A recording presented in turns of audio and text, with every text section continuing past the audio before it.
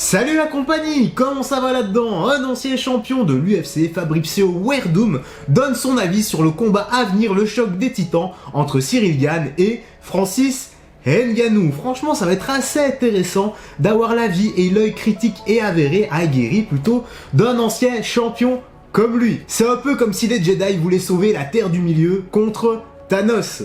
Ou alors que, je sais pas, moi, que Pirate avait eu un bébé avec un ange. Allez, je balance l'intro, tes oreilles, ça va gueuler.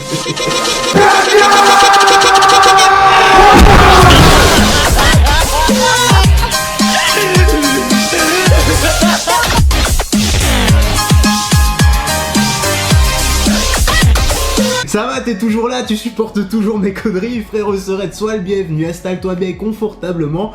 Nous allons commencer cette petite news, cette petite actu, et ça va être un plaisir d'avoir son retour d'expérience. Alors, on en était là. Fabricio Werdum pense que l'UFC aura bientôt un nouveau champion incontesté des poids lourds. Bah voilà, apparemment c'est déjà pour qui il est. Voyons voir s'il donne plus de détails.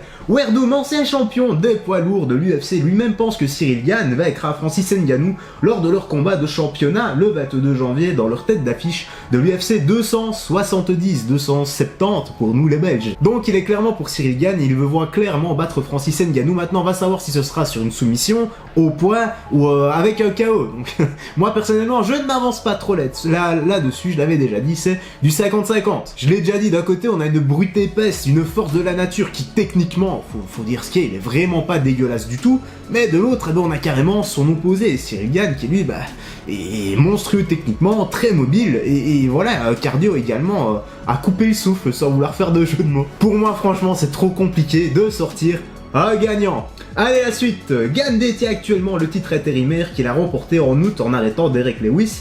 Pendant ce temps, Ngannou est sur le point de faire sa première défense de titre, alors qu'il cherche à concourir pour la première fois depuis qu'il a éliminé le champion de l'époque, Stipe Miocic, en mars. Rien de nouveau là-dessus, on savait déjà tout. La suite, c'est un affrontement qui oppose deux anciens coéquipiers pour le prix ultime. Anciens coéquipiers, c'est un peu fort de café. Ok, ils ont pratiqué ensemble, mais ils ne se sont pas entraînés des mois ensemble. Enfin, j'imagine maintenant, si je me trompe, une bonne âme pour m'éclairer et me corriger, voilà. C'est le bienvenu, donc si je me trompe comme d'hab, tu t'exprimes dans l'espace commentaire, et je te remercie. Bah ouais, moi aussi, moi je suis là pour apprendre, c'est normal, non? Allez, on enchaîne, et là, c'est Fabricio qui s'est exprimé et qui dit « C'est un très bon match parce que les deux s'entraînaient ensemble auparavant », a déclaré Werdum à MMA Junkie en espagnol.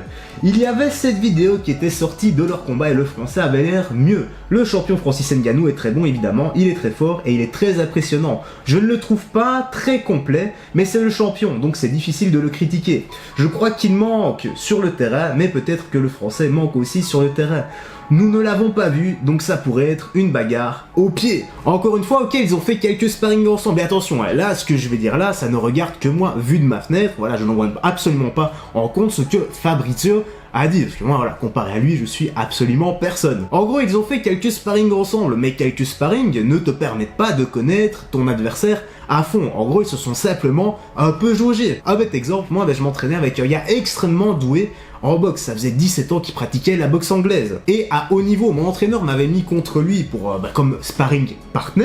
On avait fait ça pendant 3-4 mois, 1 à 2 sparring par semaine. C'était franchement assez intense. Et pour notre dernier sparring, eh bien, on avait décidé d'y aller à fond en 3 rounds. On commença à connaître progressivement les mimiques, les déplacements, les combinaisons de l'un et de l'autre. Tu sais, après autant de temps passé ensemble, enfin 3-4 mois, 1 à 2 fois semaine, c'est quand même beaucoup, enfin en tout cas à notre niveau, à notre échelle. Et le cerveau, le système nerveux commence à bosser là-dessus. Et pour la petite anecdote, donc le dernier sparring qu'on avait été à fond, selon moi, j'ai gagné 1 round, il en a gagné 2, et selon lui, j'ai gagné 2 rounds, et il en a gagné 1. Tout ça pour dire que c'était qu'au bout de plusieurs mois d'entraînement quotidien qu'on commençait à réellement se connaître. Maintenant voilà, encore une fois, c'est mon expérience personnelle. Et écoutons ce que le champion a à nous dire d'autres parce que c'est très intéressant et on en prend de la bouteille comme d'hab, tu sais bien. Allez, on enchaîne. Je pense que Gane peut surprendre Ngannou parce qu'ils s'entraînent ensemble et Gane est très conscient, se bat bien et calme. Ngannou est calme, mais il est peut-être un peu émotif. Il va devoir faire attention, ça va être un très beau combat, mais j'ai mis mon argent sur le français carrément. Donc le gars tranquille, il dit carrément qu'il a parié lui. Je pense que oui, enfin peut-être que c'est imaginé, c'est peut-être pas au sens propre, voilà.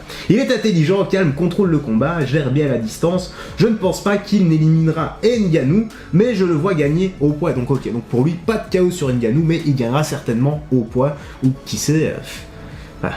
Peut-être une soumission, on verra bien. Allez, la suite encore, hein. Werdum a été dans une position similaire à celle de Gane. Ah ok, donc voilà, il a été dans la même position, il sait clairement de quoi il parle, donc certainement qu'il a eu un ancien sparring partner, un ancien coéquipier sparring partner comme Cyril Gane et Ngannou.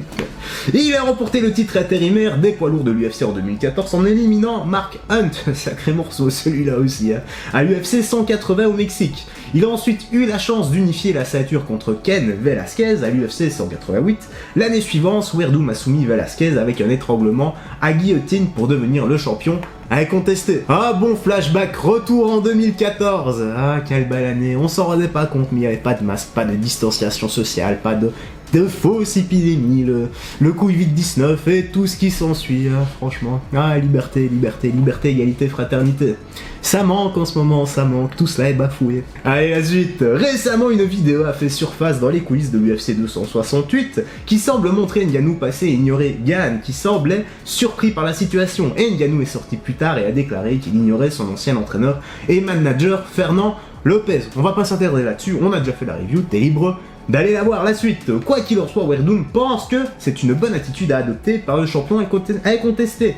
Il ne pense pas que les combattants devraient être trop amicaux dans la préparation de leur combat, car cela peut leur coûter cher. On l'avait déjà évoqué, certes il faut se respecter, mais il ne faut absolument pas faire ami. Il y a énormément de thunes en jeu, un titre de champion du monde. En tout cas, sur le moment, voilà, faut pas être pote. Après, rien ne t'empêche d'aller chez lui, de te taper des barres avec, de boire un bon film, j'en sais rien, voilà. Vous commandez une pizza, vous matez un film, vous faites des squats en même temps. Ah, quelle soirée, quelle soirée. Allez, la suite. Je pense que Ngannou a bien fait de ne pas être trop amical, a expliqué Werdum. Ils s'entraînaient ensemble, et ici, au Brésil, nous appelons ça du sandou. Vous pouvez pas avoir ça. Vous ne pouvez pas être trop amical. Voilà. Rien à ajouter, et quand, voilà, je suis quand même d'accord avec lui, donc sur le moment, avant le combat, donc vaut mieux éviter de faire ami, copain. Après, voilà, comme j'ai dit, rien ne l'empêche. La suite, enfin le dernier paragraphe apparemment, et il dit « Après vous pouvez être amis et prendre un verre, mais avant vous ne pouvez pas parce que c'est pour le titre UFC. » Ben voilà, on pense exactement la même chose. Et je sais que tu sais également que derrière la caméra, eh bien, je sais que non, en fait je suis en train de me perdre, c'est pour ça que je continue direct. C'est un combat important, je pense que Ngannou s'est bien comporté du genre, et je ne te connais pas et je vais juste passer devant toi. Vous ne pouvez pas être copain, ça n'aide pas. J'ai eu ces expériences et j'ai perdu à cause de cela.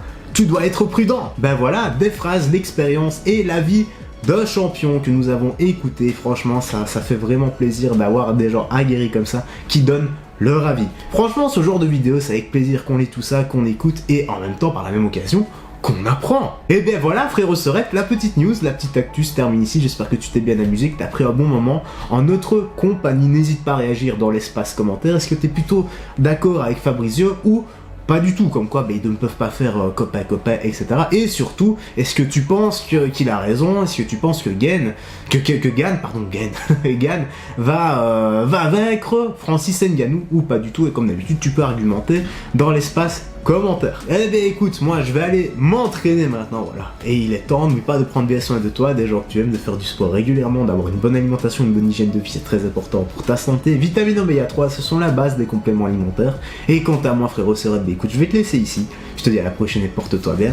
Salut, fais très attention à toi.